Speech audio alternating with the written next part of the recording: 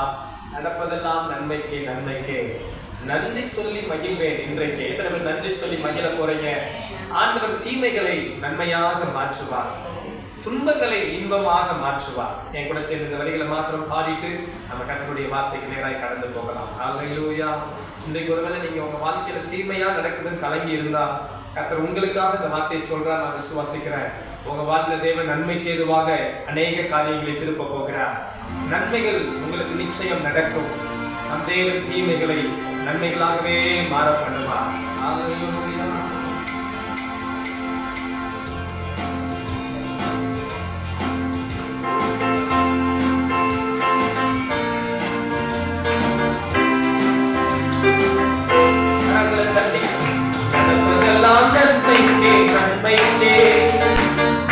சொல்லி மகிழ்ந்தேன் இன்றைக்கே, நடந்ததெல்லாம் நன்மைக்கே நன்மைக்கே, நன்றி சொல்லி மகிழ்ந்தேன் இன்றைக்கே. நன்றி நன்றி எல்லாம் நன்மைக்கே நன்றி. எல்லாம் சொல்லுவோமா? நன்றி நன்றி எல்லாம் நன்மைக்கே நன்றி. நடப்பதெல்லாம் நன்மைக்கே நன்மைக்கே, நன்றி சொல்லி மகிழ்வேன் இன்றைக்கே.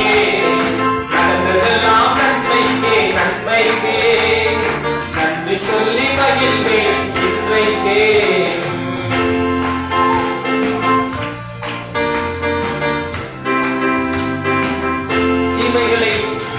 தீமைகளை நன்மையாக மாற்றினே, துன்பங்களை இன்பமாக மாற்றினே. சொல்லுமா? தீமைகளை நன்மையாக, துன்பங்களை இன்பமாக மாற்றினே. நன்றி நன்றி எல்லாம் நன்மைக்கே நன்றி. நன்றி எல்லாம் நன்மைக்கே நன்றி. நடப்பதெல்லாம் நன்மைக்கே நன்மைக்கே, நன்றி சொல்லி மகிழ்ந்தேன் இன்றைக்கே. நடந்ததெல்லாம் நன்மைக்கே நன்மைக்கே, நன்றி சொல்லி மகிழ்ந்தேன் இன்றைக்கே. சிலுவையை அனுமதிக்கு நன்றி, சிந்தைகளை மாற்றினே நன்றி. சிலுவையை அனுமதிக்கு நன்றி, சிந்தைகளை மாற்றினே நன்றி. நன்றி சொல்லுவோம். நன்றி எல்லாம் நன்மைக்கே நன்றி. நன்றி எல்லாம் நன்மைக்கே நன்றி. நடந்ததெல்லாம் நன்மைக்கே நன்மைக்கே, நன்றி சொல்லி மகிழ்வேன் இன்றைக்கே. நடப்பதெல்லாம் நன்மைக்கே, நன்றி சொல்லி மகிழ்வேன் இன்றைக்கே. ஹல்லேலூயா ஹல்லேலூயா. கர்த்தருடைய பரிசுத்த நாமம் மகிமைப்படுவதாக. மீண்டும் ஒரு விசை ஆராதனைக்கு வந்திருக்கிற உங்கள் யாவரையும் இயேசுவின் நாமத்தில் அன்போடு வரவேற்கிறேன். இந்த நாட்கள் நாம் ஒரு 21 நாட்கள் விசேஷித்த ஜெப நாட்களுக்குள் இருக்கிறோம். இந்த ஜெபத்தின் பிரதானமான தலைப்பாய் மறுரூப ஜெபம் என்று வைத்து நமக்குள்ளே மறுரூபங்கள் வேண்டும் என்று விசுவாசிக்கிறோம். எத்தனை பேர் உங்களுக்குள்ள ஒரு மறுரூபம் வேண்டும் என்று விசுவாசிக்கிறீர்கள்? உங்கள் குடும்பத்துக்குள்ள மறுரூபம் வேண்டும் என்று விசுவாசிக்கிறீர்கள்? சபைக்குள்ளே மறுரூபம் வேண்டும் என்று எத்தனை பேர் விசுவாசிக்கிறீர்கள்? கரங்களை உயர்த்துறாமே சொல்லலாமா? ஆனபடியால் நாம் கடந்த வாரத்தில் பார்த்தோம், தாவீதின் வாழ்வில் இருந்து அவர் இதயம் எப்படி கர்த்தருக்கேற்ற இதயமாய் இருந்தது என்று ஒரு 7 காரியங்களை கடந்த வாரம் பார்த்தோம். இதையெல்லாம் நீங்கள் குறிப்பெடுத்துக் கொள்ள தாழ்மையாய் கேட்கிறேன். விசேஷமா இந்த ஜெப நாட்களிலே நீங்கள் 1 சாமுவேல் 2 சாமுவேல் ஆமென் அந்த புஸ்தகத்தை வாசிக்கவும் உங்களை தாழ்மையாய் கேட்கிறேன். காரணம், இந்த வேத பகுதிகளிலே தாவீதை கர்த்தர் எப்படி ஒரு சாதாரண நிலைமையில் இருந்து ராஜாவாய் உயர்த்தினார், அதற்கு அவரிடத்தில் காணப்பட்ட குணங்கள் சுபாவங்கள் எல்லாம் என்ன என்பதை குறித்து மிக ஆழமாய் போடப்பட்டிருக்கிறது. அது ஒரு சரித்திரம், அது ஒரு நடந்த சம்பவம், அது ஒரு உண்மை சம்பவம், அது உண்மையாய் நடந்தது. இன்றும் அதற்கு சாட்சி ஒரு இஸ்ரவேல் தேசம் என்று ஒன்று இருக்கிறது. இன்றும் தாவீது ராஜாவா இருந்தது என்பதை இஸ்ரவேல் ஜனங்கள் மாத்திரமல்ல, சமஸ்த உலகத்தில் இருக்கிற எல்லா சரித்திர சரித்திர குறிப்பேட்டிலும் there is a king who is called David என்று சொல்லத்தக்க ஒரு ராஜா இஸ்ரவேல் தேசத்தை ஆண்டார் என்பதை சகல சரித்திர புஸ்தகங்களும் குறிப்பிட்டு சொல்லப்பட்டிருக்கிறது. ஆதலால் இது கட்டுக்கதை அல்ல, இது ஏதோ ஒருவர் சொல்லி வந்ததல்ல, இது ஒரு சும்மா சொன்ன ஒரு காரியம் அல்ல, உண்மையாய் நடந்த சத்தியத்தை கர்த்தர் நமக்கு ஒரு முன்மாதிரியாய் வைத்திருக்கிறார். ஆனபடியால் அன்பு தெய்வ பிள்ளைகளை உங்களை தாழ்மையை உற்சாகப்படுத்துகிறேன். இந்த நாட்களில் இந்த 1 சாமுவேல் 2 சாமுவேலை நீங்கள் வாசியுங்கள். குறிப்பாக தாவீதோடு ஆண்டவர் எப்படியெல்லாம் இடைப்பட்டார், தாவீதுக்குள் இருந்த அந்த நல்ல குணங்கள் எல்லாம் என்ன என்பதை நீங்கள் கண்டுபிடியுங்கள். நான் இந்த 21 நாளுக்கும் ஒரு 21 காரியத்தை மாத்திரம் எடுத்து பேசுகிறேன். ஆனால் இன்னும் நிறைய எழுதி வைத்திருக்கிறேன். என்னால் சொல்ல முடியாத அநேக காரியங்களும் இருக்கிறது. உங்கள் பக்கத்துக்கு விடுகிறேன். நீங்கள் இன்னும் கர்த்தருடைய வார்த்தைக்குள் பலப்பட ஆண்டவர் உங்களை ஆசீர்வதிப்பாராக. எத்தனை பேர் விசுவாசிக்கிறீர்கள்? எத்தனை பேர் ஆண்டவர் இன்று என்னோடு பேச வேண்டும் என்று காத்திருக்கிறீர்கள்? கண்களை மூடி ஜெபம் பண்ணுவோமா? இன்று கர்த்தர் நம்மோடு கூட பேசும்படியாய் யாவரும் கண்களை மூடி ஜெபிப்போம். சர்வ வல்லமையுள்ள எங்கள் நல்ல பிதாவே, இந்த நாள் காலையில் நீர் எங்களோடு கூட பேசும் ஐயா. நீர் ஜீவனுள்ள தேவன். உமது வார்த்தை என்றும் வெறுமையாய் திரும்பாது. நீர் அனுப்புகிறதை நீர் எந்த நோக்கத்தோடு அனுப்புகிறீரோ அதை செய்ய அந்த வசனம் வல்லமையுள்ளது என்று அடியை விசுவாசிக்கிறேன் ஆண்டவரே. இப்போது உடைய வசனமாகிய விதையை அன்பு தேவ பிள்ளைகளுடைய உள்ளங்களில் அடியை விதைக்கிறேன் ஐயா. நல்ல நிலம் போல் இருக்கிற அன்பு தேவ பிள்ளைகளுடைய இருதயத்திலே அந்த விதை 30 அல்ல 60 அல்ல 100 மடங்கு பலன் தரட்டும். அடியனை மறைத்து நீர் வெளிப்படும். தொடர்ந்து கர்த்தர் எங்களோடு பேசும். இயேசுவின் நாமத்தில் ஜெபிக்கிறேன். ஜெபம் கேளும் ஜீவனுள்ள நல்ல பிதாவே, ஆமென். இந்த மாதத்துக்கு கர்த்தர் நமக்கு கொடுத்த வாக்குத்தத்தம் யாவரும் சத்தமா சொல்லுவோமா? பலத்தினாலும் அல்ல, பராக்கிரமத்தினாலும் அல்ல, என்னுடைய ஆவியினாலே எல்லாம் ஆகும் என்று கர்த்தர் சொன்னார். அன்பு தெய்வ பிள்ளைகளே, உங்கள் வாழ்விலே கர்த்தர் எல்லாவற்றையும் நிறைவேற்ற போகிறார். விசுவாசிக்கிறவர்கள் ஆமென் சொல்லலாமா? ஆமென், அல்லேலூயா. யாவரும் ஒரு வேத பகுதியை எடுத்து வாசிக்கலாம்.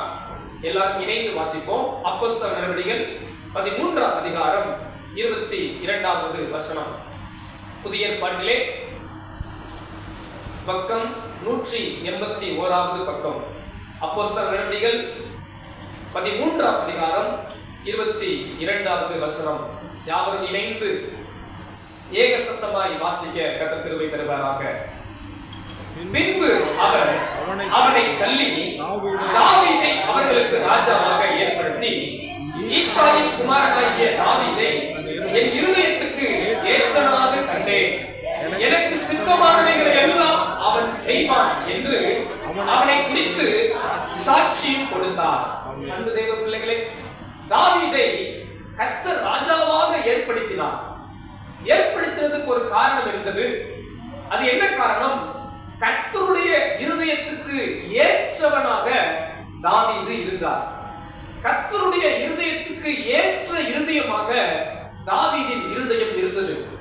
காரணம், அவன் எனக்கு சித்தமானது எல்லாம் செய்வான். தேவனுக்கு என்னென்ன சித்தமோ அந்த சித்தத்தை எல்லாம் தாவீது செய்வான் என்று கர்த்தரே சாட்சி கொடுத்தார். இது மனிதன் கொடுத்த சாட்சி அல்ல, நண்பர்கள் உறவுகள் கொடுத்த சாட்சி அல்ல, தேவன் தாவீதை குறித்து கொடுத்த ஒரு நல்ல சாட்சி. அன்பானவர்களே, ஒரு ஆடு மேய்ப்பனாய் இருந்த மனிதன் ஒரு பெரிய அரசனாய் மாறினார். ஆடு மேய்த்துக் கொண்டிருந்த ஒரு சாதாரண வாலிபன் சமஸ்த இஸ்ரவேலுக்கும் ராஜாவாக கர்த்தர் உயர்த்தினார். நான் தாழ்மையாய் சொல்லுகிறேன், இங்கிருக்கிற ஒவ்வொருவரையும் தேவன் உயர்த்துவார். நீங்கள் நினையாத எண்ணங்களுக்கு தேவன் உங்களை உயர்த்துவார். என்னை நோக்கி கூப்பிடு, அப்பொழுது நீ அறியாததும் உனக்கு எட்டாததுமான பெரிய காரியங்களை நான் உனக்கு அறிவிப்பேன் என்றவர். உங்கள் வாழ்விலே நீங்கள் அறியாததும் உங்களுக்கு எட்டாததுமான உயரத்துக்கு கர்த்தர் உங்களை உயர்த்த போகிறார். விசுவாசிக்கிறவர்கள் ஆமென் சொல்லலாமா? அருகாமையில் இருக்கிற ஒருவருடைய கரத்தை பிடித்து ஒரு சிரித்த முகத்தோடு சொல்லுங்கள், கர்த்தர் உங்களை நீங்கள் நினையாத உயரங்களுக்கு உயர்த்துவார். அல்லேலூயா. எத்தனை பேர் விசுவாசிக்கிறீர்கள்? அப்படியானால் இந்த தாவீதின் இதயம் கர்த்தருடைய இதயத்துக்கு ஏற்ற இதயமாய் இருக்குமானால் அவருடைய வாழ்விலிருந்து நாம் என்னெல்லாம் கற்றுக்கொள்ள முடியும்? கடந்த வாரம் 7 காரியங்களை பார்த்தோம். இந்த வாரத்திலும் உங்களோடு கூட சில காரியங்களை பகிர்ந்து கொள்ள ஆண்டவர் எனக்கு கிருபை தருவாராக. கர்த்தருக்கு ஏற்ற இதயம் எப்படி இருக்கும், எந்த ஒரு இதயம் மறுரூபம் ஆகும் என்பதை குறித்து ஆண்டவர் நம்மோடு பேசுவாராக. முதலாவது ஒரு காரியம் எடுத்து வாசிக்கலாம். 1 சாமுவேல் 25ஆம் அதிகாரம் 31ஆம் வசனத்திலிருந்து நாம் வாசிக்கலாம். 1 சாமுவேல் 25ஆம் அதிகாரம் 31ஆம் வசனத்திலிருந்து.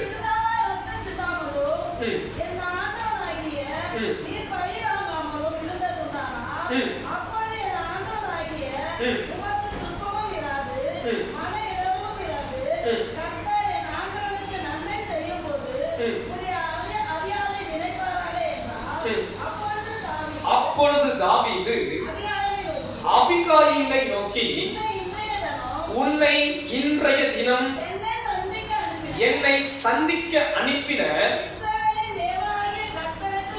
இஸ்ரவேலின் தேவனாகிய கர்த்தருக்கு ஸ்தோத்திரம். நீ சொல்லிய யோசனை ஆசீர்வதிக்கப்படுவதாக. ஆமென். போதுமானது. அன்பானவர்களே, இந்த வேத பகுதியின் பின்னணி என்னவென்றால், நாபால் என்கிற ஒரு பெரிய ஐஸ்வர்யவான் இருந்தான்.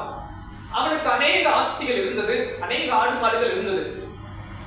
இந்த தாவீதும் அவனோடு இருந்த படைகளும் வனாந்தரத்தில் இருக்கும் போதெல்லாம் இந்த நாபாலுடைய மேய்ப்பர்கள் ஆடு மாடுகளை பத்திரப்படுத்தி காத்து வந்தார்கள். அவர்களுக்கு உதவியாய் இருந்தார்கள். ஒரு நாள் வந்தது, இன்றைக்கு எப்படி நாம் விளைச்சல் அறுவடை வருகிறதோ அதுபோல ஆடுகள் அதிகம் வைத்திருக்கிறவர்களுக்கு அன்றைய காலகட்டத்திலே மயிர் கத்திரிப்பு, அந்த ஆட்டினுடைய அந்த ரோமம் மிக விலை உயர்ந்த பொருள். அது ஒரு மகிழ்ச்சியின் நேரம். அப்படி ஒரு நேரம் வந்த போது அன்னைக்கு நாபால் என்ன பண்ணுகிறான், பெரிய விருந்து பண்ணி எல்லாருக்கும் அவன் நல்ல விருந்து செய்து எல்லாருக்கும் வேண்டியதை தருகிறான். இதை தாவீது கேள்விப்பட்ட போது, இந்த நாபாலுக்கு நாம் உதவியாய் இருந்திருக்கிறோம், ஆனபடியால் இந்த நாபாலை போய் சந்தித்து அவனை வாழ்த்தி, அவன் ஏதாவது உங்களுக்கு செய்தால், உதவி செய்தால் வாங்கி வாருங்கள் என்று சொல்லி சில படை வீரர்களை அனுப்பி வைக்கிறார். அங்கே போன போது நாபால் குடித்து வெறித்து அவர்களை ஏளனம் பண்ணி, தாவீது யார், ஈசாயின் குமாரன் யார், நான் ஒன்றையும் கொடுக்க மாட்டேன் என்று மிகுந்த கடினமான வார்த்தைகளை சொல்லி அனுப்பி விடுகிறார். இந்த வார்த்தைகளை தாவீதிடத்தில் சொன்ன உடனே தாவீதுக்கு பயங்கர கோபம் வந்துவிட்டது. இந்த மனிதனுக்கு நாம் எவ்வளவோ உதவி செய்தோம், இவன் மந்தைகளை நாம் காப்பாற்றினோம், இவனுக்கு அனுகூலமா இருந்தோம், இவன் பார் நம்மை நிந்தித்து விட்டானே, அவமதித்து விட்டானே என்று ஒரு தீர்மானம் பண்ணுகிறான்.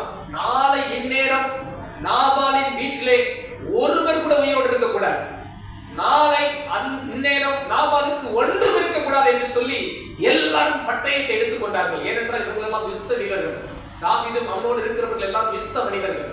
பட்டயத்தை எடுத்துக்கொண்டு நாபாலின் குடும்பத்தை அழிப்பதற்கு, அவன் வீட்டில் இருக்கிற எல்லாத்தையும் அழிப்பதற்கு புறப்பட்டு விட்டார்கள்.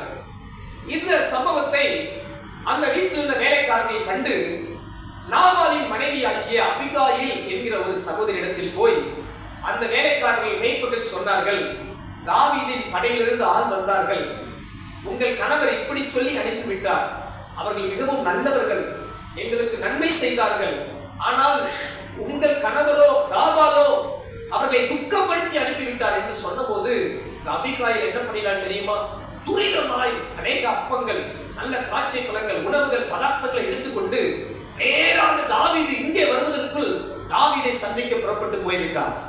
தூரத்தில் தாவீது இருக்கிறதுக்கு வந்து பணிந்து ஒரு ஆலோசனையை வைக்கிறார். தாவீது ராஜா அவர்களே, நீ ஒரு நாள் ராஜாவாய் மாறப்போகிறீர், ஏன் ஒரு விருதாவாய் ஒரு மனிதனை கொல்ல வேண்டும்? நாபால் அவன் பெயரே ஒரு பைத்தியம், அவன் ஒரு பைத்தியக்காரன், அவனை விட்டுவிடும், அவனை ஏன் நீ கொல்ல வேண்டும், அவனை நீ கொல்ல வேண்டாம் என்று சொல்லி ஒரு யோசனையை அந்த அபிகாயில் சொல்லுகிறார். சொன்ன உடனே இந்த தாவீது அதை கேட்டு அவன் சொல்லுகிறான், உன் யோசனை ஆசீர்வதிக்கப்படுவதாக. அன்பானவர்களே, இந்த காலை நேரத்தில் தாவீதுக்குள் இருந்த இதயம் எப்படிப்பட்ட இதயம் தெரியுமா? கர்த்தருக்கு ஏற்ற இதயம் எப்படிப்பட்ட இதயம் தெரியுமா? நல்ல யோசனைகளை கேட்கிற இருதயம். எல்லாரும் என் கூட சேர்ந்து சொல்லுங்க பார்க்கலாம், நல்ல யோசனைகளை கேட்கிற இதயம். அன்பானவர்களே, இந்த நல்ல யோசனை சொன்னது யார் தெரியுமா? ஒரு பெண் சொன்னார். தாவீது ஒரு பெரிய தலைவன், படை வீரன், அவனுக்கு முன்பாக யாரும் எதிர்த்து பேச முடியாது, யாரும் எதுவும் சொல்ல முடியாது. ஆனால் அந்த தாவீது என்ன பண்ணுகிறார் என்றால், ஒரு பெண் சொன்ன யோசனையை கேட்டு அன்றைக்கு ஒரு முடிவெடுத்தான், நான் நாபாலை கொல்ல மாட்டேன், நான் திரும்பி போய்விடுகிறேன் என்று ஒரு முடிவெடுத்து அந்த யோசனையின்படி செய்தான். அதன் விளைவு என்ன தெரியுமா? 10 நாளிலே நாபால் அவன் வியாதியில் அவனே மரித்து போகிறான். அவன் அழகாய் கர்த்தரை ஸ்தோத்திரிக்கிறான். கர்த்தருக்கு ஸ்தோத்திரம், என்னை என் தேவன் இந்த இரத்த பழிக்கு விலக்கி என்னை காப்பாற்றினார் என்று சொல்லி கர்த்தரை மகிமைப்படுத்தினார். அன்பு தேவ பிள்ளைகளே, இந்த காலை நேரத்தில் அடியை தாழ்மையாய் முன்வைக்கிற ஒரு காரியம், உங்களுடைய இதயம், என் இதயம் நல்ல யோசனைகளை கேட்க தீவிரிப்பதாக, நல்ல யோசனைகளை கேட்க வாஞ்சிப்பதாக, நல்ல யோசனைகளை கேட்க ஆவலோடு இருப்பதாக. அன்பானவர்களே, நான் தாழ்மையாய் உங்களிடத்தில் சொல்லுகிற ஒரு காரியம் என்னவென்றால், இன்றைய காலகட்டத்திலே புத்திமதியை விரும்புகிறவர்கள் சிலர், நல் யோசனைகளை விரும்புகிறவர்கள் சிலர். உனக்கு என்ன, நான் எக்கேடு கேட்டாலும் போறேன், அப்படித்தான் சொல்லுவாங்க. எத்தனை பேர் அதை கேட்டிருக்கிறீங்க? நீங்க நல்லது ஒரு ஆளுக்கு சொன்னா அவங்க சொல்ற மறுமொழி எப்படி இருக்கும்?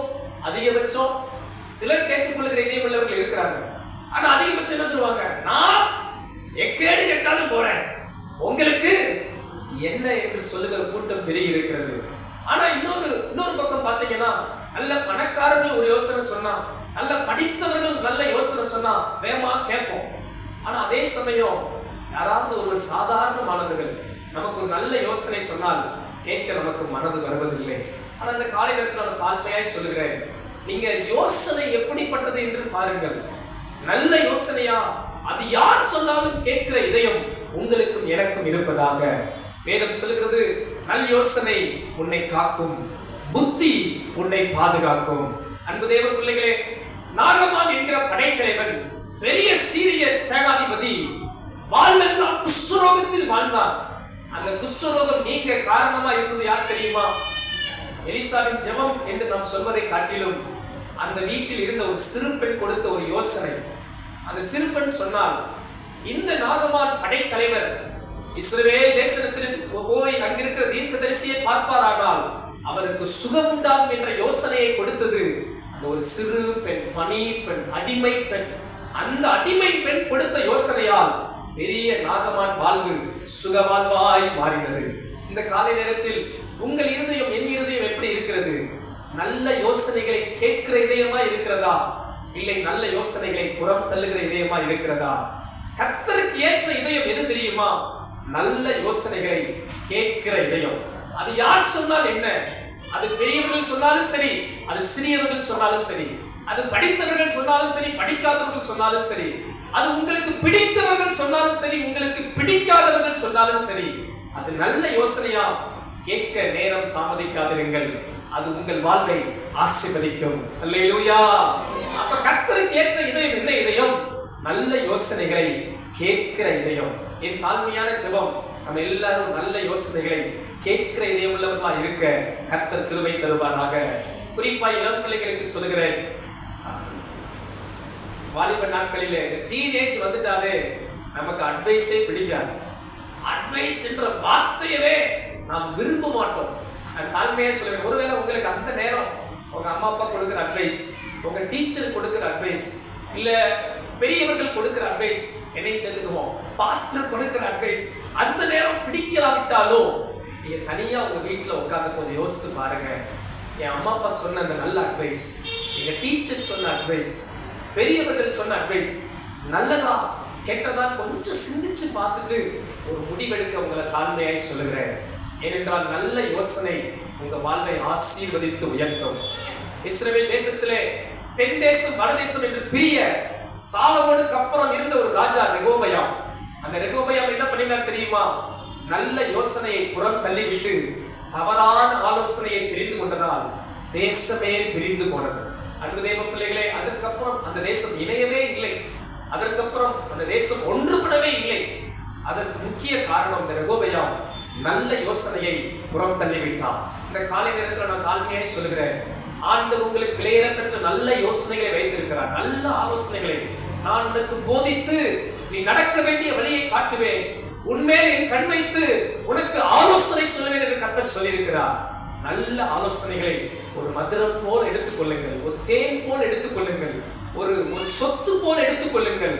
ஆண்டவர் தாமே உங்கள் வாழ்வை நலமாக்குவார், செழிப்பாக்குவார், உயர்த்துவார், மேன்மைப்படுத்துவார். உங்கள் மேல் பெரிய ஆசீர்வாதம் காணப்படும். கரங்களை அசைத்து கர்த்தருக்கு ஸ்தோத்திரம் பண்ணுவோமா?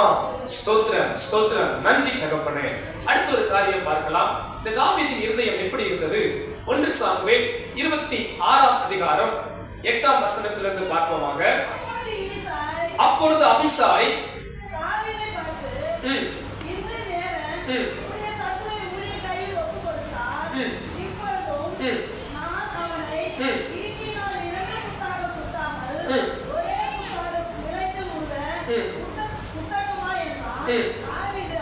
தாவீது அபிஷாயை பார்த்து, அவரை கொல்லாதே, கர்த்தர் அபிஷேகம் பண்ணிவித்தவர்கள் மேல் தன் கையை போட்டு குற்றமில்லாமல் போகிறவன் யார்? பின்னும் தாவீது கர்த்தர் அவரை அடித்து அவருடைய காலம் வந்து அவர் மரித்து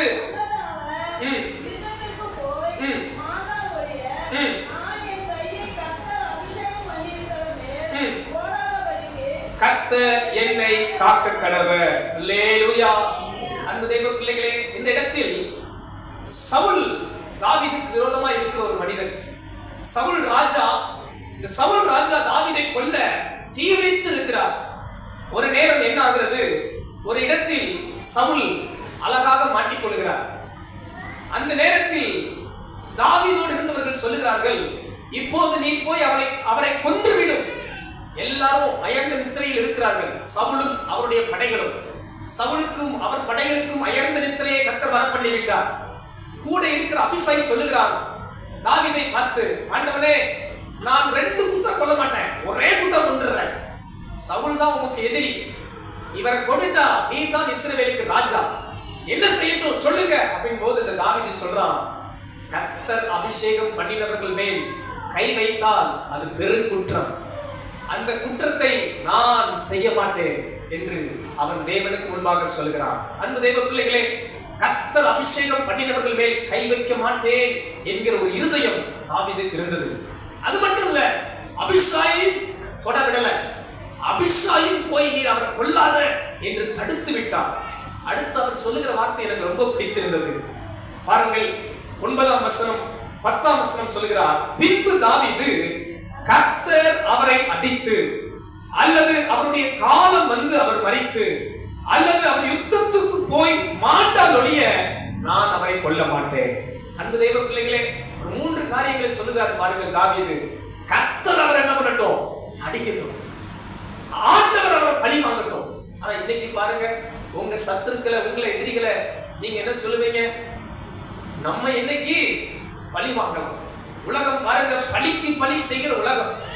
எப்ப பழி வாங்கலாம் என்று தீவிக்கிற உலகம். ஆனா தாவீது சொல்லுகிறான், கர்த்தர் அவரை அடிக்கட்டும், கர்த்தர் எனக்காக பழி வாங்கட்டும். அன்பு தேவ பிள்ளைகளை, வசனம் சொல்லுகிறது, பழி வாங்குதல் எனக்குரியது. நீங்க பழிக்கு பழி வாங்கணும் துடிக்காதீங்க.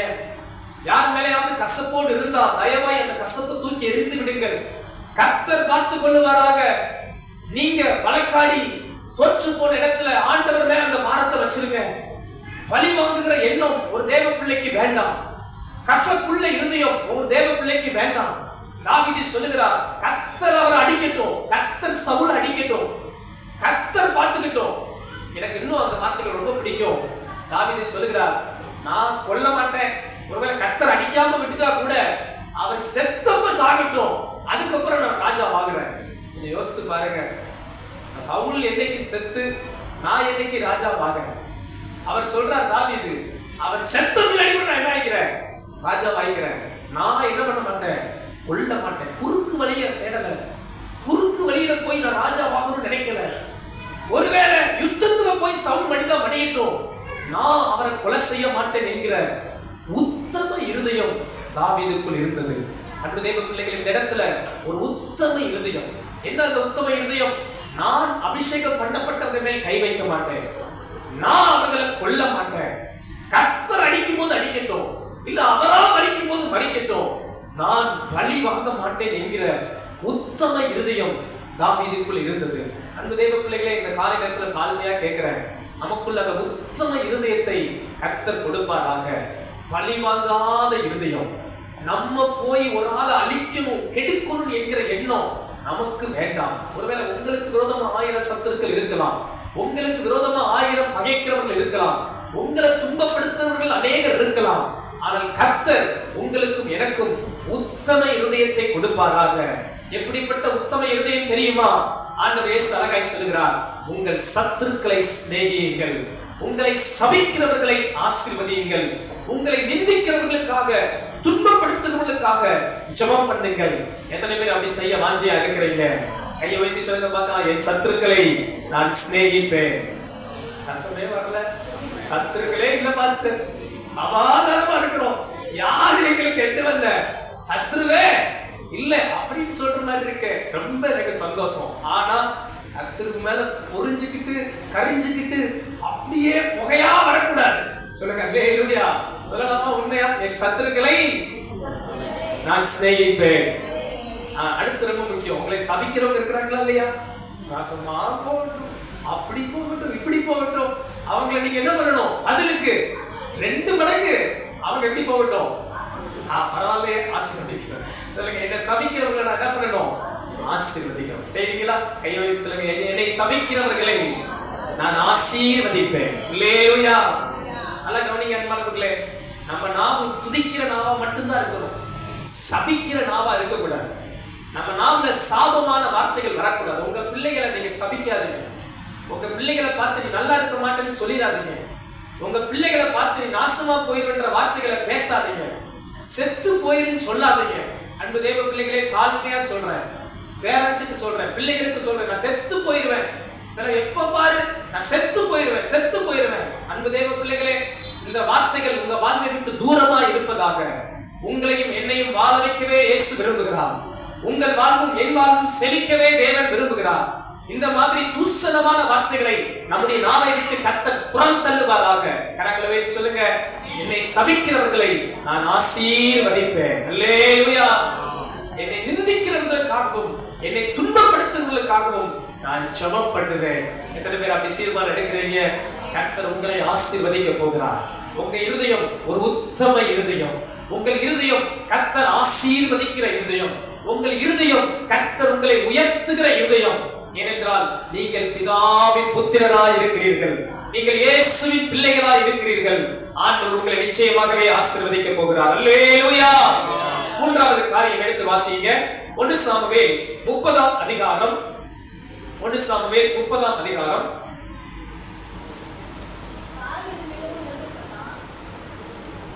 8ஆம் வசனத்தை வாசிக்கலாம். தாவீது கர்த்தரை நோக்கி,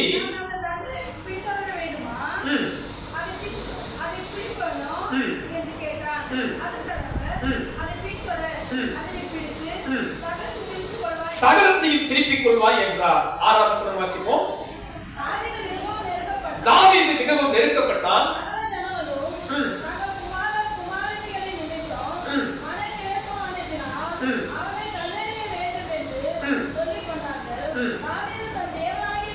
தாவீது தன் தேவனாகிய கர்த்தருக்குள்ளே தன்னை திடப்படுத்திக் கொண்டான். ஒரு ஆமென் சொல்லுங்க. அல்லேலூயா. இங்கே பார்க்கிறோம், தாவீது தன் தேவனாகிய கர்த்தருக்குள்ளே தன்னை திடப்படுத்திக் கொண்டான். இவன் யுத்தத்துக்கு போய் வருவதற்கு முன்பே தாவீதின் உடைமைகள், மனைவி, பிள்ளைகள், எல்லா சொத்துக்களை அமலேக்கியர் பிடித்துக் கொண்டு போய்விட்டார்கள். பாருங்கள், எல்லாரும் அழுகிறார்கள். வெலன் தீர் மட்டும் அழுகிறார்கள். தாவீதும் அவன் சேனையும், கூட இருந்த சேனையில் இருந்த 400 பேரும் தாவீதை கொல்ல வேண்டும் என்று நினைக்கிறார்கள். தாவீதை கொஞ்சம் சிந்தித்து பாருங்கள். உங்களுக்கு இருக்கிற எல்லா ஆஸ்திகள் இழந்து நிற்கிறீர்கள், ஒன்றுமே இல்லை. உங்க கூட பிறந்தவர்கள், கூட இருக்கிற உறவுக்காரர்களே உங்களை கொலை செய்ய வேண்டும் என்று நினைக்கிறார்கள். அப்போ உங்க உள்ள எப்படி இருக்கும்? தாவீது அப்படிப்பட்ட ஒரு இடத்தில் இருக்கிறார். அந்த இடத்தில் வசனம் சொல்கிறது, தாவீது தன் தேவனாகிய கர்த்தருக்குள் தன்னை திடப்படுத்திக் கொண்டார். மூன்றாவது காரியம் அன்பானவர்களே, கர்த்தருக்குள் தன்னை திடப்படுத்திக் கொள்ளுகிற ஒரு இருதயம். அன்பு தேவ பிள்ளைகளை, இந்த காலை நேரத்தில் தாழ்மையாய் சொல்லுகிறேன், நீங்கள் எல்லாம் இழந்தாலும், எத்தனை கஷ்டங்கள் வந்தாலும், எத்தனை எதிர்ப்புகள் வந்தாலும், உங்கள் உள்ளம் கர்த்தருக்குள் திடமாய் இருப்பதாக, உங்கள் இருதயம் கர்த்தருக்குள் நம்பிக்கையாய் இருப்பதாக. நீங்கள் எல்லாம் இழந்து போன நிலைமையில் இருந்தாலும் உங்க உள்ளம் ஒன்றும் இழக்கவில்லை. என் தேவன் என்னோடு இருக்கும்போது நான் சகலத்தையும் திருப்பி கொள்ளுவேன் என்கிற நம்பிக்கை நமக்கு காணப்படுவதாக. எத்தனை பேர் ஆமென் சொல்றீங்க? வசனம் சொல்லுகிறது, தாவீது சகலத்தையும் திருப்பி கொண்டார். அன்பு தேவ பிள்ளைகளே, இந்த காலையில் பல இழப்புகளுடன் நீங்கள் இருக்கிறீர்களா? நீங்கள் இழந்த நிலைமையில் காணப்படுகிறீர்களா? கர்த்தர் சொல்லுகிறார், நீங்கள் சகலத்தையும் திருப்பி கொள்ளுகிற காலம் வரும். அன்பு தேவ பிள்ளைகளே, என் வாழ்வு இழப்பா இருக்கிறது என்று நினைக்காதிருங்கள். நான் எடுத்த காரியம் எல்லாம் இழந்து போய்விட்டேன் என்று சிந்திக்காதிருங்கள். கர்த்தர் உங்களுக்கு திருப்பி கொள்ளுகிற ஒரு காலத்தை தருவார். நீங்கள் தண்ணீரை கடந்திருக்கலாம், மக்கினையை கடந்திருக்கலாம். உங்களுக்கு ஒரு செழிப்பான காலத்தை கர்த்தர் நிச்சயம் கொடுப்பார். இருள் மறைந்தால் வெளிச்சம் வரும், இரவு போனால் பகல் உண்டாகும். உங்கள் வாழ்விலே திருப்பி கொள்ளுகிற ஒரு காலத்தையும் கர்த்தர் உங்களுக்கு கொடுக்க வல்லவராய் இருக்கிறார். எத்தனை பேர் விசுவாசிக்கிறீர்கள்? ஆனால் இந்த காலத்தில் நீங்கள் செய்ய வேண்டியது, உங்கள் இருதயம் கர்த்தருக்குள் உங்களை திடப்படுத்திக் கொள்வதாக. தனிமையின் நேரத்தில், யாருமே இல்லாத சூழலில் கர்த்தருக்குள் உங்களை திடப்படுத்திக் கொள்ளுங்கள். ஒருவேளை இப்போது நீங்கள் தோற்றிருக்கலாம், திடப்படுத்திக் கொள்ளுங்கள். வெற்றி பெறுகிற ஒரு காலம் வரப்போகிறது. இப்பொழுது ஒருவேளை நீங்கள் வீழ்ந்திருக்கலாம், உங்களை திடப்படுத்திக் கொள்ளுங்கள். நீங்கள் முன்னேறுகிற ஒரு காலம் வந்து கொண்டிருக்கிறது. இப்பொழுது ஒருவேளை ஒரு சோர்வுக்குள் நீங்கள் கடந்து போகலாம். கர்த்தர் இருக்கிறார் என்று உங்கள் இருதயத்தை தைரியப்படுத்துங்கள். உங்களுக்கான ஜெயத்தை கொடுக்க கர்த்தர் வல்லவராய் இருக்கிறார். திடக்கொள் என்று கர்த்தர் சொல்லுகிறார். ஆண்டவருக்குள் நம்மை திடப்படுத்துவோமானால் நாம் நிச்சயம் முன்னேறுவோம், நாம் நிச்சயம் வெற்றி பெறுவோம், நாம் நிச்சயம் ஆசீர்வதிக்கப்படுவோம். தாவீது தன் தேவனாகிய கர்த்தருக்குள் தன்னை திடப்படுத்திக் கொண்டார். அருகாமையில் இருக்கிறவங்களை பார்த்து சொல்லுங்க, திடமனதா இருங்க. கர்த்தர் உங்களுக்கு ஒரு ஜெயத்தை கொடுக்க போகிறார். கர்த்தர் உங்களுக்கு ஒரு ஆசீர்வாதத்தை கொடுக்க போகிறார். விசுவாசிக்கிறவங்க சத்தமா அல்லேலூயா சொல்லலாமா? கர்த்தருக்குள் தன்னை திடப்படுத்துகிற இதயம் நம்ம எல்லாருக்கும் இருப்பதாக. கரங்களை அசைத்து அல்லேலூயா சொல்லலாமா? அல்லேலூயா. அடுத்த ஒரு காரியம் வாசிக்கலாம். 2 சாமுவேல் 1ஆம் அதிகாரம் 11-12 வசனம். சவுல் மரித்த பின்பு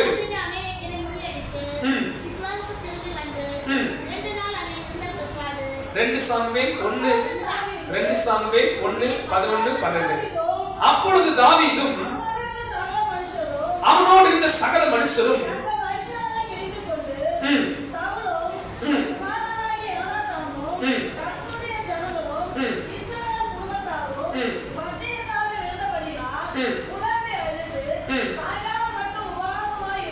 ஆமென். நான்காவது ஒரு காரியம் பாருங்கள். இங்கே சவுலும் யோனத்தானும் யுத்தத்திலே பெலிஸ்தியர் கையில் மரித்து போனார்கள். எதிரி வீழ்ந்து போனான், சத்துரு செத்து போனான் என்று தாவீது மகிழ்ச்சி அடையவில்லை, தாவீது சந்தோஷப்படவில்லை. அன்பு தேவ பிள்ளைகளை, நான் தாழ்மையா கேட்கிறேன், உங்க சத்துரு விழும்போது நீங்க என்ன செய்கிறீர்கள்? சிரிக்கிறீர்களா? சந்தோஷப்படுகிறீர்களா? மகிழ்கிறீர்களா? இது கர்த்தருக்கு ஏற்ற இதயம் அல்ல. தாவீது என்ன செய்தார் தெரியுமா? சவுல் மரித்த போது, யோனத்தான் மரித்த போது, வாழ்நாள் எல்லாம் சவுல் தாவீதை கொல்ல நினைத்தவன். அப்படிப்பட்ட சத்துரு மரித்த போது கூட தாவீதுக்குள் இருந்த இதயம் என்ன தெரியுமா? தாவீதும் அவனோடு இருந்தவர்களும் அழுது வஸ்திரங்களை கிழித்து புலம்பி சாயங்காலம் மட்டும் உபவாசம் இருந்தார்கள். அன்பு தேவ பிள்ளைகளே, தாவீதுக்குள் இருந்த இதயம் என்ன தெரியுமா? சத்துருவின் வீழ்ச்சியை குறித்து சந்தோஷப்படாத இருதயம். அவன் புலம்பல் பாடல் பாடுகிறான். இங்க இருக்கிற ஒவ்வொருவரையும் பார்த்து நான் தாழ்மையை கேட்கிறேன், உங்களை எதிர்க்கிற சத்துரு விழும்போது அதை நினைச்சு சந்தோஷப்படாமல் அவர்களுக்காக ஜெபிக்கிற கிருபையை கர்த்தர் நமக்கு தருவாராக. அவர்கள் விழுந்து போகிற இடத்திலே கரம் கொடுத்து தூக்கி விடுகிற பலனை கர்த்தர் உங்களுக்கு எனக்கும் தருவாராக. அப்படிப்பட்ட இருதயம் கர்த்தர் விரும்புகிற இருதயம்.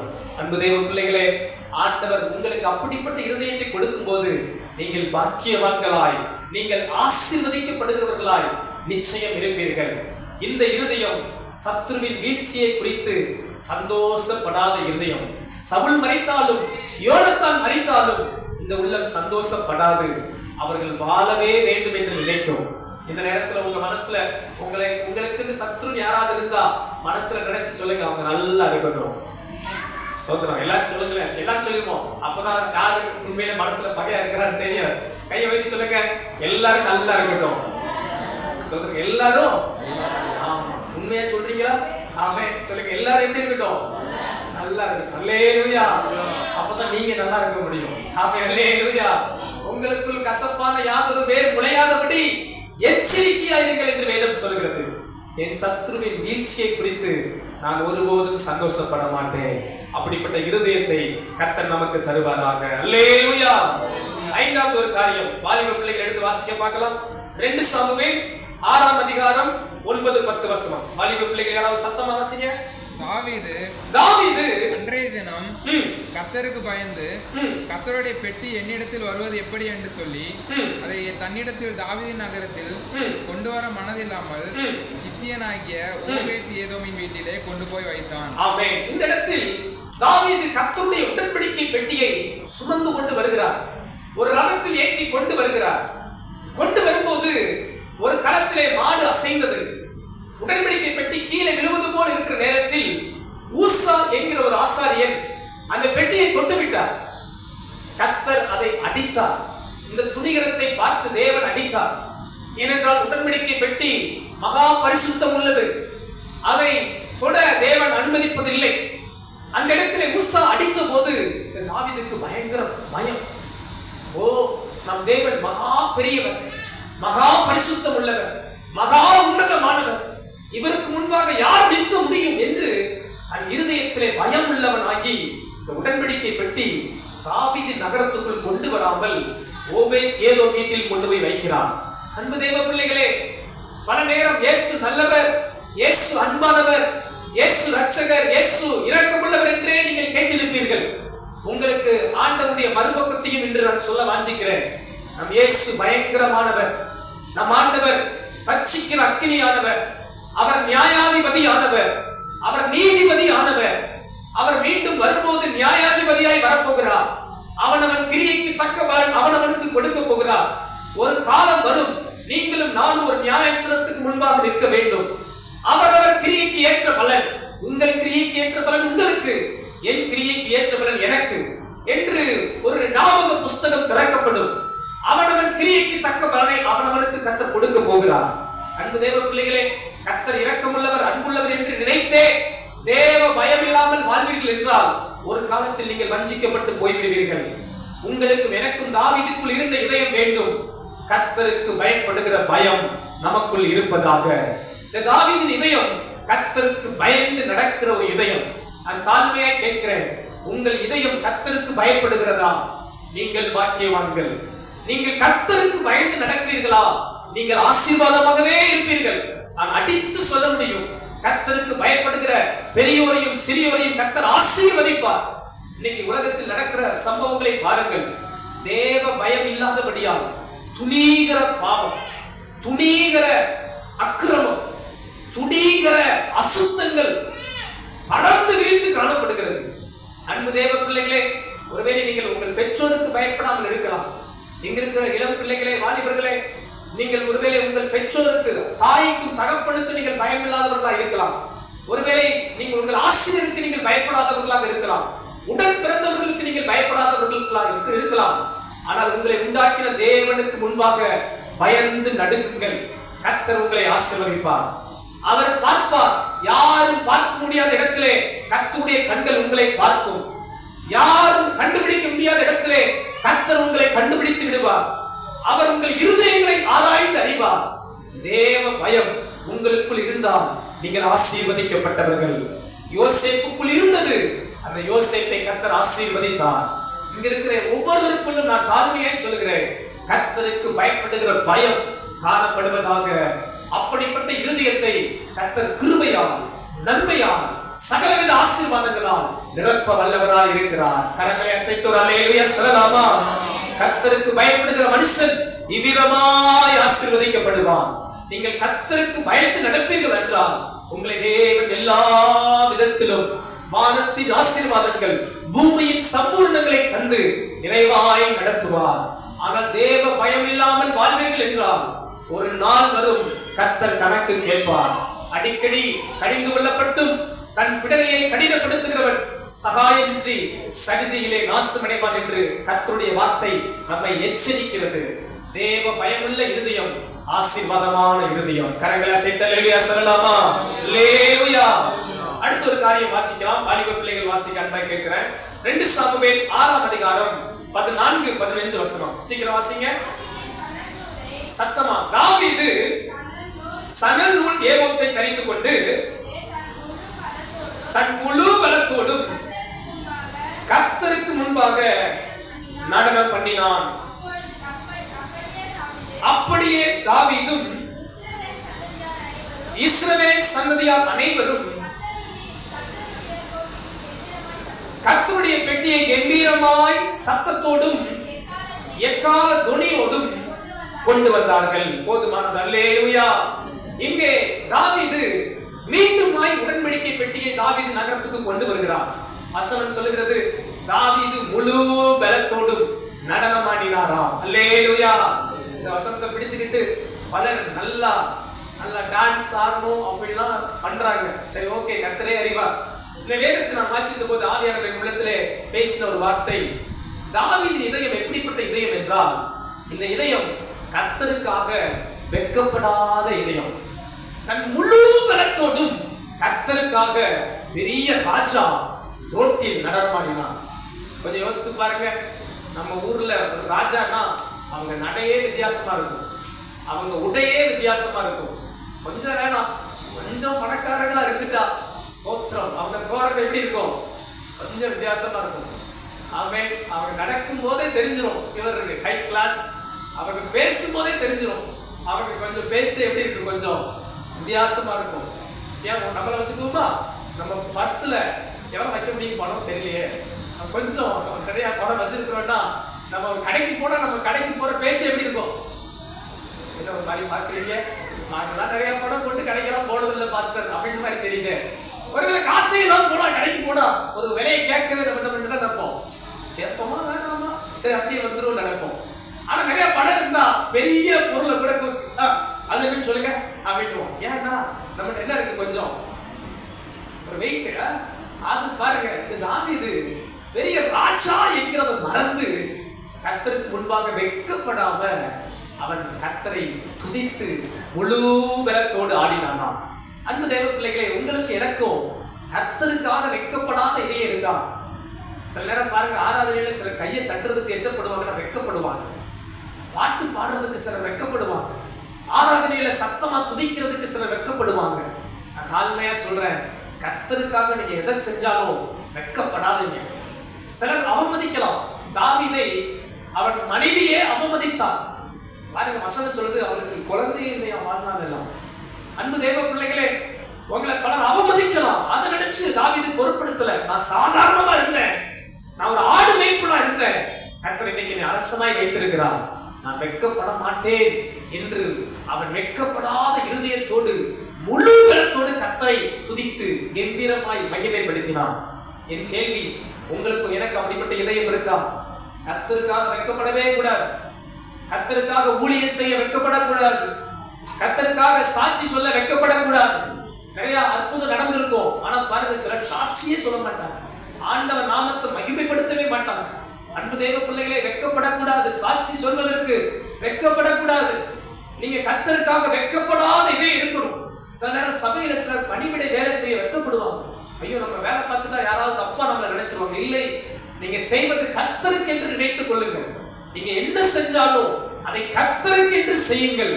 அந்த இதயம் உங்களுக்கு இருந்தால் கர்த்தர் உங்களை ஆசீர்வதித்து உயர்த்துவார். தாவீதுக்கு அந்த இதயம் இருந்தது, வெட்கப்படாத இதயம். நான் எதை செஞ்சாலும் கர்த்தருக்கு செய்கிறேன். பக்கத்துல பார்த்து சொல்லுங்க, நான் என்ன செஞ்சாலும் கர்த்தருக்காக செய்கிறேன். அல்லேலூயா. சபையில நீங்க யாராவது சபையில ஒருத்தவங்க நல்ல பணிவிடை செய்யறாங்கன்னா, அந்த சிஸ்டருக்கு தானே, வேற வேலை இல்லை, அதான் செய்யுது அப்படின்னு சொல்லிடாதீங்க. கர்த்தர் கவனிப்பார். அவங்க அந்த கர்த்தருக்காக செய்யறாங்க, மறந்துடாதீங்க. அன்பு சகோதரர்கள், அப்படித்தான் நம்ம எதை செஞ்சாலும் கர்த்தருக்காக செய்கிற இதயம் உங்களுக்கும் எனக்கும் இருப்பதாக ஆண்டவர் உங்களை ஆசீர்வதிப்பார். கரங்களை உயர்த்தி அல்லேலூயா சொல்லலாமா? அல்லேலூயா. கடைசி ஒரு காரியம், 2 சாமுவேல் 7ஆம் அதிகாரம் 1-2 வசனத்தை வாசிக்கலாம்.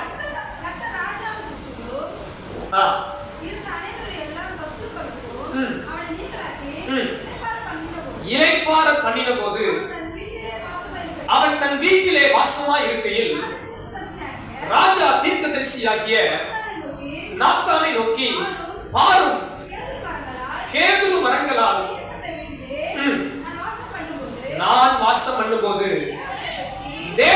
பெட்டி திரைச்சீலையின் நடுவே வாசமாய் இருக்கிறதே என்றான். கரங்களை உயர்த்தி அல்லேலூயா சொல்லுவோமா? அல்லேலூயா. கடைசி ஒரு காரியம், தாவீதுக்குள் இருந்த இதயம் எப்படிப்பட்ட இதயம் தெரியுமா? சபையின் மீது வாஞ்சையுள்ள இதயம், ஆலயத்தின் மீது வாஞ்சையுள்ள இதயம். என்னோடு கூட சிந்தித்து பாருங்கள். ராஜா தன் வீட்டிலே படுத்திருக்கிறார்.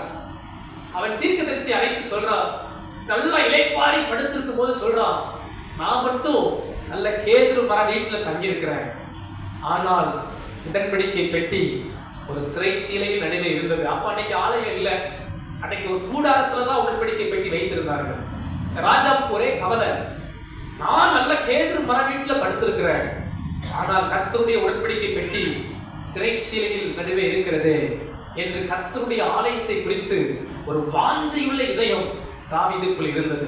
அன்பு தேவ பிள்ளைகளே, அது நிமித்தம் தான் தாவீது பல முறை ஆலயத்துக்கு போய் வந்து கொண்டே இருந்தார். அது நிமித்தம் தான் எப்போதும் ஆலயத்துக்கு போவார். ஆலயத்துக்கு போவோம் வாருங்கள் என்று சொன்ன போது என் உள்ள மகிழ்ந்தது என்று கர்த்தர் தாவீது சொல்றான். இந்த கால நேரத்துல உங்கள் இதயம் என் இதயம் அப்படி இருக்கிறதா? நீங்க நல்ல வீட்டுல படுத்திருந்தாலும் நீங்க சர்ச்சை எப்படி இருக்குன்னு தெரியலையே, என்னைக்காவது யோசிச்சிருக்கிறீங்களா? நீங்க சர்ச்சில் ஜெபம் நடந்துச்சான்னு தெரியலையே, நீங்க சர்ச்சில் பிரேயர் நடந்துச்சா, ஊழியர் நடந்துச்சான்னு தெரியலையே, அப்படி என்னைக்காவது நீங்க கொஞ்சம் யோசிச்சிருப்பீங்களா? நம்ம சபை இப்படி கட்டினா நல்லா இருக்கும்னு என்னைக்காவது மனசுல ஒரு டயக்ராம் நினைச்சிருக்கிறீங்களா? இப்படிலாம் ஒரு சர்ச்சை கட்டினா நல்லா இருக்கும், நான் நிறைய யோசிச்சுக்கிட்டு இருக்கேன். நீங்க இப்படி ஏதாவது யோசிச்சிருக்கிறீங்களா?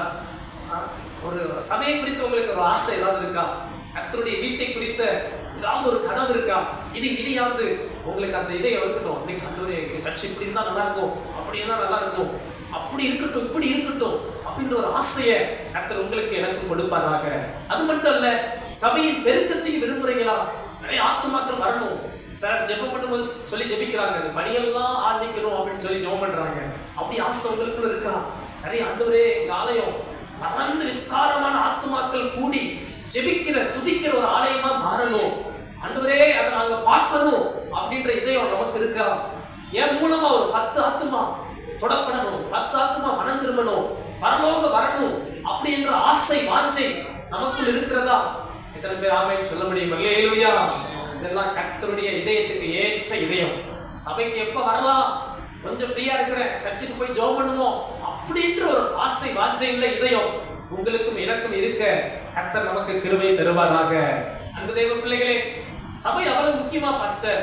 ஆம், 3 வரிகள்ல சொல்லி முடிக்கிறேன். சபைக்குள் நாம் இருக்கும்போது கர்த்தர் நமக்கு ஆவிக்குரிய ஆசீர்வாதத்தை கொடுக்கிறார். நீங்க சபைக்குள் இருக்கும்போது ரட்சிப்புக்கு ஏதுவாய் உங்கள் வாழ்வு மறுரூபத்துக்கு ஏதுவாய் மாறுகிறது. இரண்டாவது, நீங்க சபைக்குள் இருக்கும்போது பூமிக்குரிய ஆசீர்வாதத்தை கர்த்தர் உங்களுக்கு தருகிறார். கர்த்தரை தேடும் போது பூமிக்குரிய நிலைமையில கர்த்தர் எல்லா விதத்திலும் ஆசீர்வதிக்கிறார். மூன்றாவது, நீங்க சபைக்குள் இருக்கும்போது நித்திய ஆசீர்வாதத்தை சுதந்திரித்துக் கொள்கிறீர்கள். பரலோகத்துக்கு போக சபை உங்களை ஆயத்தப்படுத்திக் கொண்டிருக்கிறது. அப்போ ஒரு சபையானது 3 விதத்திலும் உங்களை ஆசீர்வதிக்கிற ஒரு மகிமையான இடம். அதெல்லாம் நீங்க இளைப்பாறும் போதெல்லாம், நீங்க உங்க வீட்டில் இருக்கும் போதெல்லாம் என் தாழ்மையான விண்ணப்பம் தாவீது போல சபையை குறித்த சிந்தை எப்போதும் இருப்பதாக. நான் தாழ்மையா சொல்றேன். நான் பல இடங்களுக்கு ஊழியர்கள், நான் வெளியூர் அங்கங்க போனாலும் என் இனங்கள்லாம் சபையில் இருக்கும், என் இதயமெல்லாம் ஆலயத்தில் இருக்கும். எப்போ வரலாம் நினைப்பேன். அதுக்காகவே நான் ரொம்ப ஊருக்கே போக மாட்டேன். வெளி மாநிலங்களில் என்னை ஊழியத்துக்கு கூப்பிடும் போது நான் ரொம்ப யோசிப்பேன் போறதுக்கு. ஏனென்றால் என் இதயமெல்லாம், தாழ்மையா சொல்றேன், ஆலயத்தின் மேலேயே நான் வாஞ்சையா இருக்க விரும்புகிறேன். இந்த காலை நேரத்துல தாவீதுக்குள் இருந்த அப்படிப்பட்ட இதயம் நமக்குள் இருக்க கர்த்தர் கிருபை தருவாராக. எத்தனை பேர் ஆமென் சொல்றீங்க? கரங்களை அசைத்து அல்லேலூயா சொல்லலாமா? அல்லேலூயா.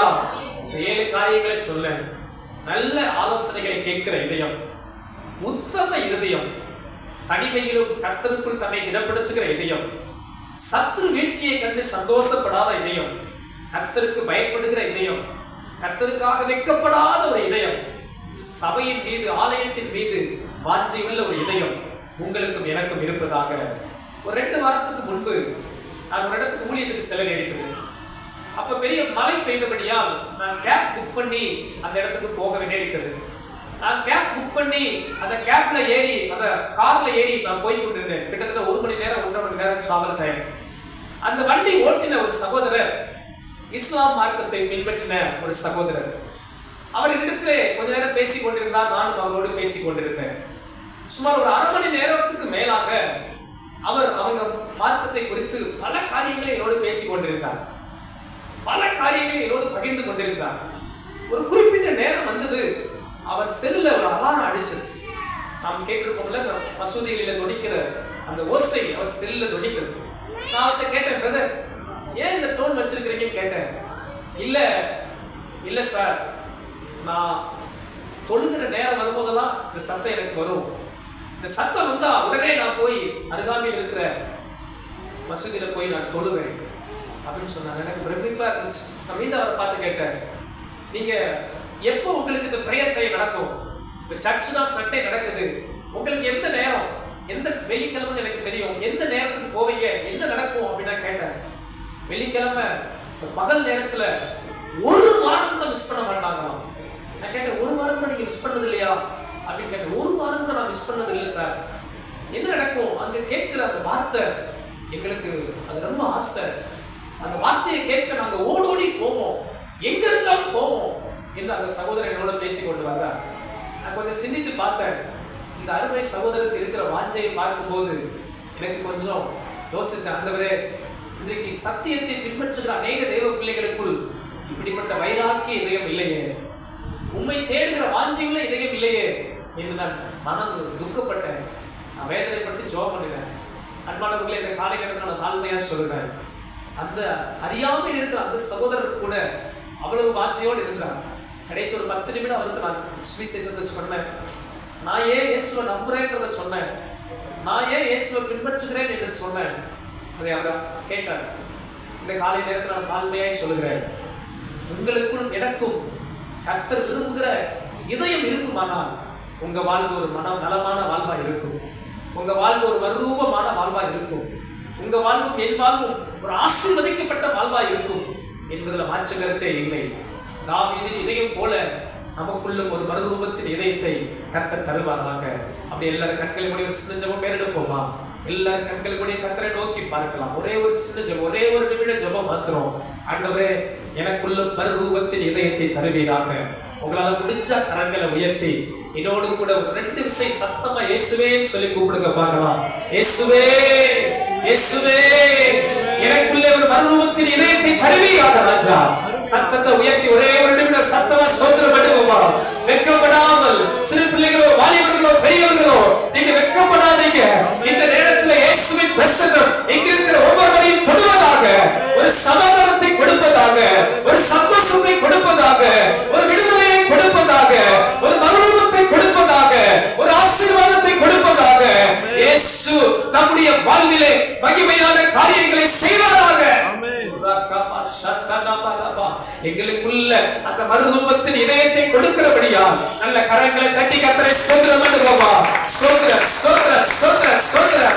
உம்மை துதிக்கிறோம் ஆண்டவரே. நன்றி தகப்பனே. அன்பின் பரலோக பிதாவே, எங்களை அர்ப்பணிக்கிறோம். தாவீதுக்குள் இருந்த இதயம், நீர் ஏற்ற இதயம் என்று அங்கீகரித்த இதயம் எங்க எல்லாருக்குள்ளும் இருப்பதாக தாழ்மையாய் ஜெபிக்கிறோம்.